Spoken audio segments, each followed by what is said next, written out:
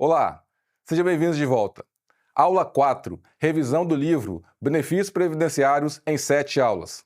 Na aula 3, nós comentamos os segurados do Regime Geral de Previdência Social. Vimos que há 6 segurados do INSS, 5 segurados obrigatórios e apenas um facultativo. Contribuinte individual, trabalhador avulso, o doméstico, empregado, segurado especial e o facultativo. Na aula de hoje, vamos ingressar com os dependentes do segurado. Esses 6 segurados possuem dependentes. Quem são esses dependentes? Como a lei os classifica? Quais são os documentos necessários para que esse dependente tenha acesso a benefícios? É sobre isso a aula do dia de hoje, a aula 4. Os dependentes do segurado do INSS, eles estão previstos lá no artigo específico da Lei 8.213. O artigo é o artigo 16, que trata a respeito dos dependentes dos segurados do RGPS. Esses dependentes, eles podem ter acesso a 2 benefícios previdenciários. Quais são? A pensão por morte e o auxílio reclusão. Dois benefícios que esses dependentes podem ter acesso. Josmar, e quais são os dependentes dos segurados? Bom, a lei diz que os dependentes são aquelas pessoas que, por serem dependentes econômicos do segurado, têm direito de receber o benefício do INSS em caso de falecimento do segurado ou em caso de reclusão. Então veja que tem que existir um fato gerador para que esse dependente tenha direito a um benefício. Esse fato gerador pode ser o óbito ou a reclusão. Esses dependentes, a lei os classifica em 3 classes: dependentes da primeira classe, da segunda classe e a terceira classe. E quem são os dependentes da primeira classe? É o cônjuge, o companheiro ou a companheira, os filhos, os filhos não emancipados menores de 21 anos de idade, ou filhos inválidos, independente da idade, caso o filho seja inválido, ele mantém direito à dependência. Então são esses os dependentes do segurado definidos na primeira classe. A segunda classe, a lei define que são os pais do segurado, o pai ou a mãe. E a terceira classe são os irmãos não emancipados menores de 21 anos de idade. Esses dependentes estão assim divididos em classes. Um ponto importante para destacar é que os dependentes que participam da primeira classe têm a dependência econômica presumida. Isso quer dizer o quê? Que basta se comprovar que é cônjuge, basta comprovar que é companheiro ou companheira, ou que é filho menor de 21 anos de idade, não emancipado, que o acesso ao benefício, pensão por morte ou auxílio reclusão, vai estar garantido. Por quê? Os dependentes da primeira classe têm a dependência econômica presumida. Entretanto, os dependentes da segunda e a terceira classe devem comprovar a dependência econômica. Para o pai, para a mãe ou para ambos terem direito à pensão por morte, por exemplo, deve-se comprovar que aquele pai, aquela mãe, dependia economicamente do segurado que veio a falecer. Da mesma forma, o irmão. O irmão, para ter direito ao benefício, deve comprovar a dependência econômica. Só que existe um ponto muito importante nessa divisão de classes. Existe a prevalência das classes. Se existe algum dependente da primeira classe, exclui do direito a segunda e a terceira classe. Josmar, isso quer dizer o quê? Quer dizer que o segurado, se ele for casado e vier a óbito, o cônjuge vai ter direito. E mesmo que o pai ou a mãe comprove a dependência econômica, esse pai e mãe não tem direito, porque já existe alguém na primeira classe. Josmar, não tem ninguém na primeira classe. O pai e a mãe comprovam dependência, o irmão também, o irmão de 10 anos de idade, por exemplo. O fato de ter o pai e a mãe que comprovam dependência econômica exclui do direito o irmão. Então existe essa prevalência das classes. A primeira classe prevalece sobre a segunda classe prevalece sobre a terceira. Josmar, como é que se comprova essa dependência econômica? A dependência econômica é preciso ter documentos para se comprovar que, de fato, dependia-se do segurado. E o decreto 3048, ou melhor, o regulamento da Previdência Social, que foi aprovado pelo decreto 3048, traz uma série de documentos que podem ser utilizados para comprovar a dependência econômica. Por exemplo, notas fiscais comprovando a compra de mantimentos dentro de casa, notas fiscais comprovando a compra de utensílios, alimentos, material para dentro de casa, conta bancária conjunta. São aspectos que se comprova essa dependência econômica. E tanto se usa para comprovar a união estável quanto a dependência econômica. Porque, veja, união estável é uma situação jurídica que muitas das vezes não há um instrumento jurídico para se comprovar. Então, se há um companheiro ou uma companheira, quais são os documentos que esse companheiro ou companheira podem usar para comprovar a união estável? Será que aquele documento em cartório de declaração de união estável é obrigatório? Resposta negativa. Porque às vezes o casal, os dois, têm união estável, vivem há muito tempo juntos, com a intenção de constituir família.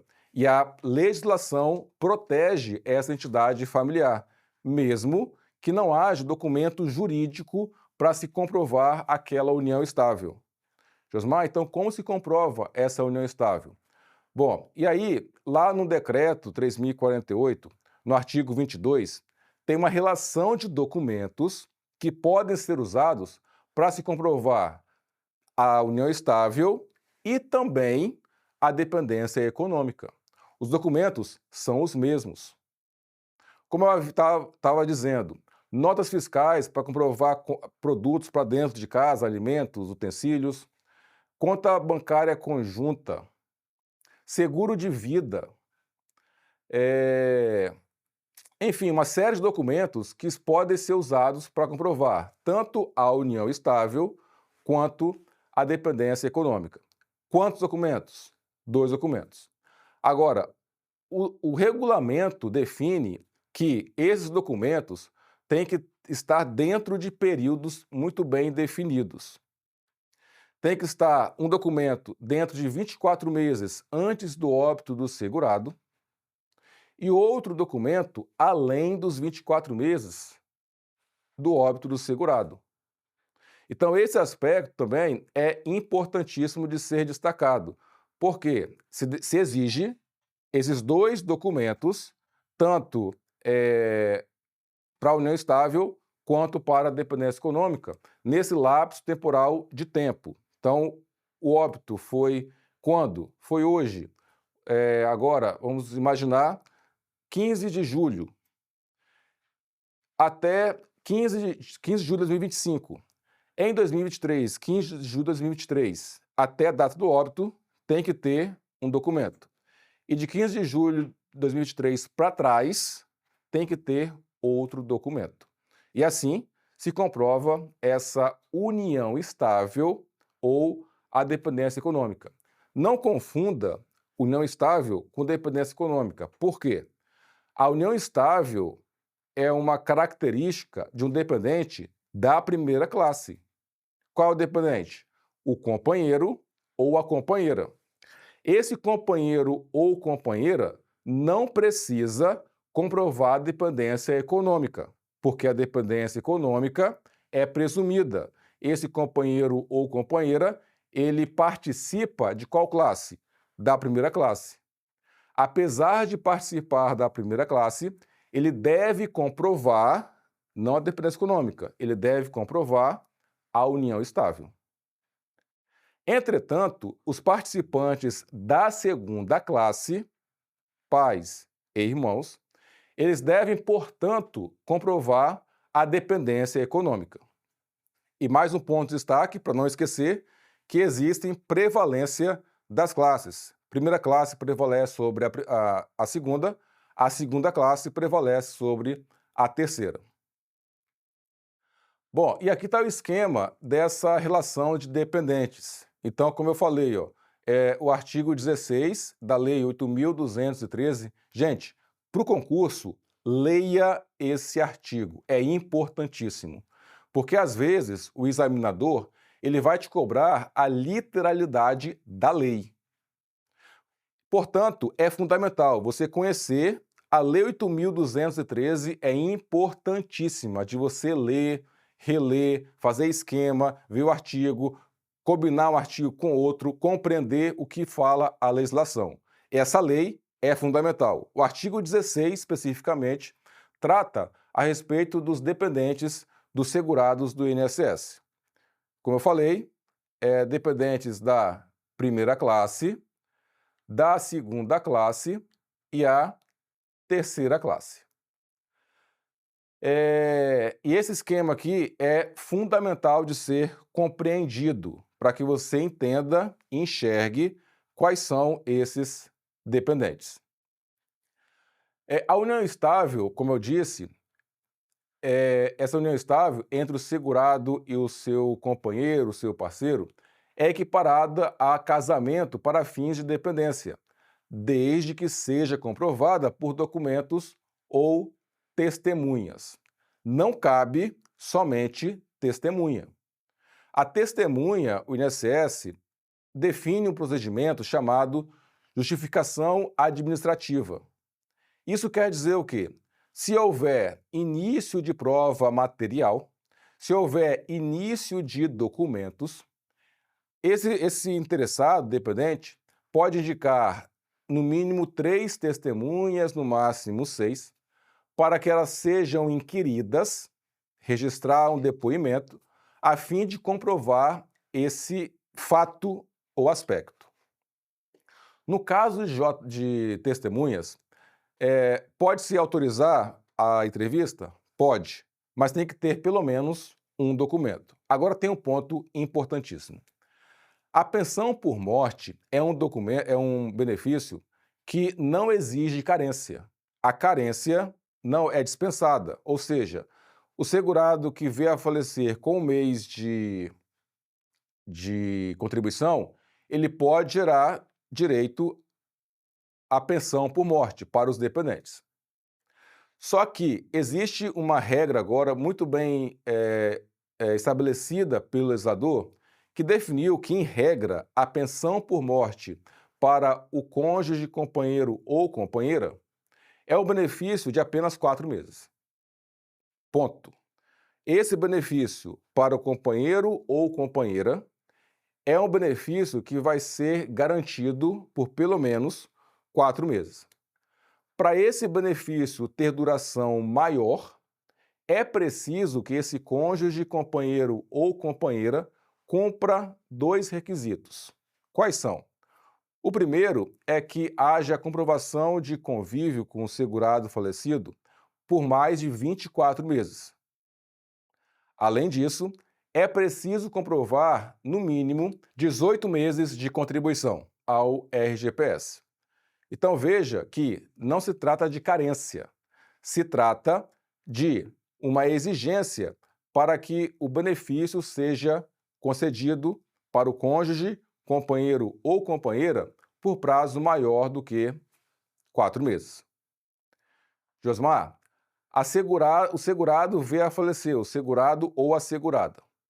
Vivia em união estável. Imagina o João, segurado, vivia em união estável com Maria. O João veio a óbito. Essa união estável, ela existiu por 1 ano. 1 ano depois da união estável, o João veio a óbito. A Maria tem apenas um documento. Qual documento?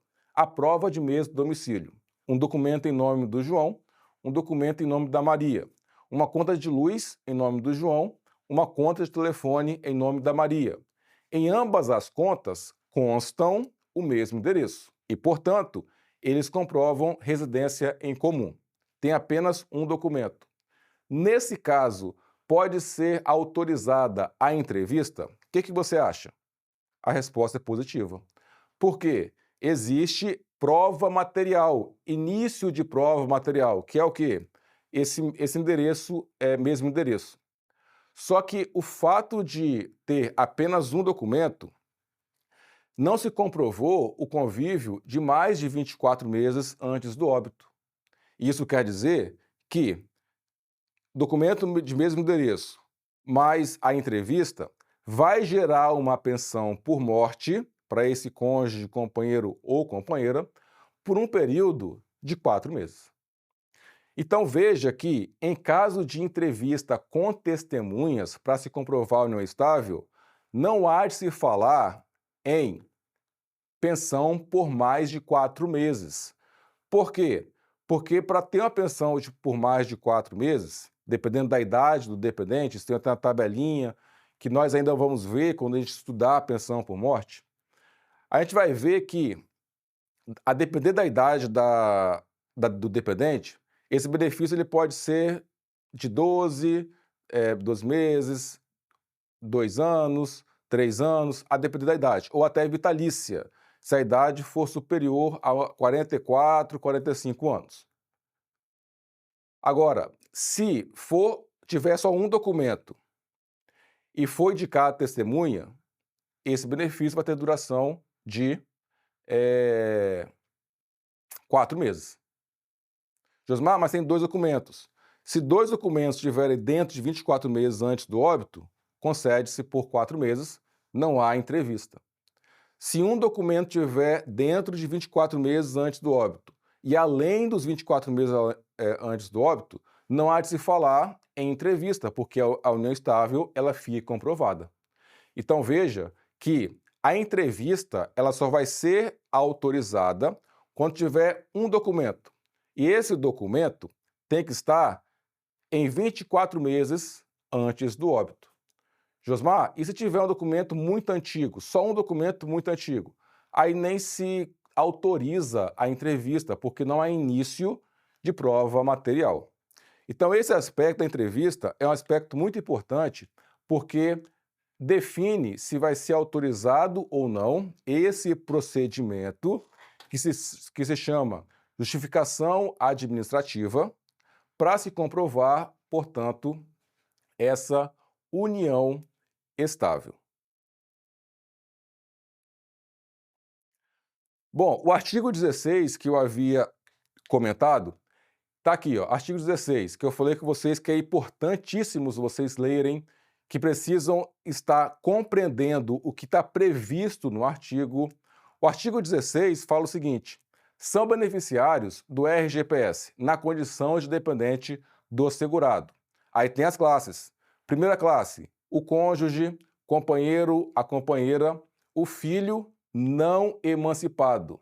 Dá um grife aí, não emancipado, porque esse ponto é muito importante e já vamos falar sobre ele. O filho não emancipado de qualquer condição, menor de 21 anos, ou inválido, ou que tenha deficiência intelectual ou mental ou deficiência grave. Essa deficiência aqui, ou essa invalidez, é avaliada pela perícia médica. Então é o médico quem define se aquele filho ele é inválido ou se ele tem deficiência intelectual ou mental, deficiência grave. Se esse filho tiver mais de 21 anos e lhe for declarado deficiente ou inválido, a pensão por morte ela pode ser concedida. Tá? Então são esses dependentes da primeira classe. Da segunda classe são os pais e a terceira classe são os irmãos. O primeiro parágrafo fala o que eu já comentei. A existência de dependente de qualquer das classes deste artigo exclui do direito as prestações os das classes seguintes. Ou seja, tem dependente da primeira classe? não vai ter direito à segunda classe ou terceira, mesmo que comprove a dependência. O enteado, o menor sob tutela e o menor sob guarda judicial equipara-se a filho, mediante declaração do segurado. Então, esses três dependentes, enteado, menor sob tutela e o menor sob guarda judicial, equipara-se a filho mediante declaração do segurado, desde que não possuam condições suficientes para o próprio sustento e educação. Esses três precisam que o segurado que vier a falecer, ele tenha deixado por escrito que esses dependentes dependiam dele economicamente. Tá? Então está claro na lei, mediante declaração do segurado. Considera-se companheiro ou companheira a pessoa que, sem ser casada, mantém união estável com o segurado ou assegurada. Mais uma vez, Josmar, tem que ter a declaração de união estável? Não, não precisa. Para se comprovar a união estável perante o INSS, basta ter documentos para se comprovar essa união estável. Josmar, tem que morar junto? Também não é uma exigência. A lei traz a prova de mesmo domicílio como um dos documentos, mas pode ser que o casal tenha outros documentos e não tenha documentos de mesma residência, mesmo endereço. É perfeitamente possível. Por exemplo, se comprova um seguro de vida dentro de 24 meses antes do óbito e se comprova conta conjunta além dos 24 meses antes do óbito. Duas provas. As duas provas são suficientes. O decreto 3.048, lá no artigo 22, traz uma relação de documentos que podem ser usados para comprovar essa união estável e os mesmos documentos podem ser usados para se comprovar a dependência econômica. Parágrafo 5º. As provas de união estável e de dependência econômica exigem início de prova material contemporânea aos fatos, produzidos em período não superior a 24 meses anterior à data do óbito ou do recolhimento à prisão. Veja, são dois benefícios possíveis que o dependente pode ter acesso. Um é a pensão por morte, o outro é o auxílio reclusão. E é uma exigência que haja um documento 24 meses antes do óbito, para que esse benefício seja concedido e reconhecido à união estável desse dependente.